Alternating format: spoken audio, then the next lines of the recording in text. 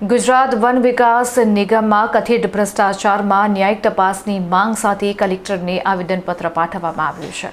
વડોદરા શહેરના દિવાળીપુરા સ્થિત નવીન કલેક્ટર કચેરી ખાતે પોરના ગુજરાત રાજ્ય વન વિકાસ નિગમ લિમિટેડમાં ચાલતી ગંભીર ગેરરીતિઓ મુદ્દે કલેક્ટરને આવેદનપત્ર આપી રજૂઆત કરવામાં આવી હતી। પોર સ્થિત વન વિકાસ નિગમની કચેરીમાં લાંબા સમયથી હાજરી પત્રકમાં ગંભીર ચેડા કરી કથિત ભ્રષ્ટાચાર આચરવામાં આવી રહ્યો છે। રેકોર્ડ પર ખોટી હાજરી પૂરવી, ગેરહાજર કર્મચારીઓની હાજર દર્શાવી સરકારી નાણાંનો દુરૂપયોગ કરવા જેવા ગંભીર આક્ષેપો અરજીમાં કરવામાં આવ્યા છે।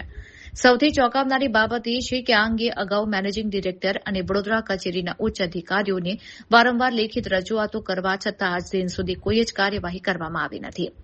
અરજદારે આક્ષેપ કર્યો છે કે તંત્રની આ નિષ્ક્રિયતા પાછળ ઉચ્ચ અધિકારીઓ દ્વારા નીચલા સ્તરના જવાબદારોને બચાવવાનો પ્રયાસ કરાતો હોય તેવી ગંભીર શંકા ઉપજી રહી છે।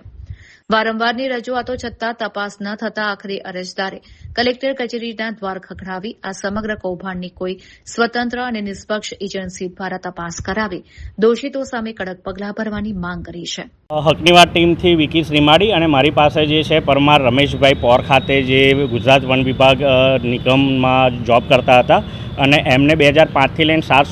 2007થી લઈને 2025 સુધી જોબ કરી અને એમને કોન્ટ્રાક્ટ સિસ્ટમની અંદર ના જવાના કારણે એમને તેનો વિરોધ કર્યો ને તેમને કાઢી મૂકવામાં આવ્યા। ત્યાર પછી ઘણી બધી રજૂઆતો કરી, તેમાં આરટીઆઈના માધ્યમથી ઘણા એવા પુરાવા અમારી સામે આવ્યા છે કે જ્યાં આગળ જે ગુજરાત રાજ્ય વન વિભાગ નિગમ છે તેની અંદર જે કામ કરનાર જે વ્યક્તિઓ છે તેની જે માહિતી માગવામાં આવી એમાં જે લોકો કામ કરતા જ નથી એવા લોકોના નામ છે અને એ લોકોને બારોબાર પગાર પણ ચૂકવાઈ જાય છે। એટલે અમારા સીધા આક્ષેપ એ છે કે જે સરકારી તિજોરીને ખાલી કરવાના જે વહીવટ ચાલે છે, જે અધિકારીઓ કામ કરે છે તેની રજૂઆત અમે જવાબદાર જે મેનેજિંગ ડાયરેક્ટર છે અલકાપુરી ખાતેની કચેરી પણ કર્યા છે, મુખ્યમંત્રીને પણ રજૂઆત કરી છે અને જવાબદાર અલગ અલગ સાહેબોને અમે લેખિતની અંદર રજૂઆત કરી છે, છતાં પણ એનો કોઈ પણ સચોટ જવાબ અમને મળ્યો નથી। એટલે અમે આજે કલેક્ટર કચેરી સાહેબશ્રીને અહીંયા આજે એક લેખિતની અંદર અરજી આપવા આવ્યા છે કે તમામ જે અરજીઓ છે, જે અધિકારીઓ છે તેની ચકાસણી કરવામાં આવે અને ઊંડાણપૂર્વક જો તપાસણી થશે તો ચોક્કસથી સરકારી તિજોરીને ખાલી કરનારા જે અધિકારીઓ છે તે બહાર આવશે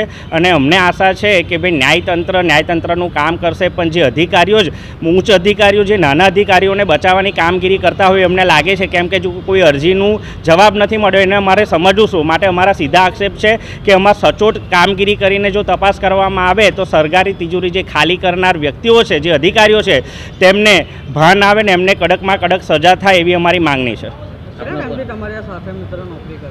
આ જે છે 2005થી જોબ કરતા હતા અને 2025માં તેમને કાઢી મૂકવામાં આવ્યા। કોન્ટ્રાક્ટ સિસ્ટમનો વિરોધ કરવા માટે એમને કાઢી મૂકવામાં આવ્યા। ત્યારબાદ એમની અત્યારે જે નોકરી બાબતેની લડત તો ચાલુ છે, પણ આરટીઆઈના બેઝ પર જે માહિતી અમારી પાસે આવી તે બદલ એ અમારી પાસે હકની વાતના સંગઠન પાસે આવે ને અમે અધિકારીઓ સુધી આ વાત પહોંચાડવા માટે આજે કલેક્ટરને આ અરજી આપેલી છે।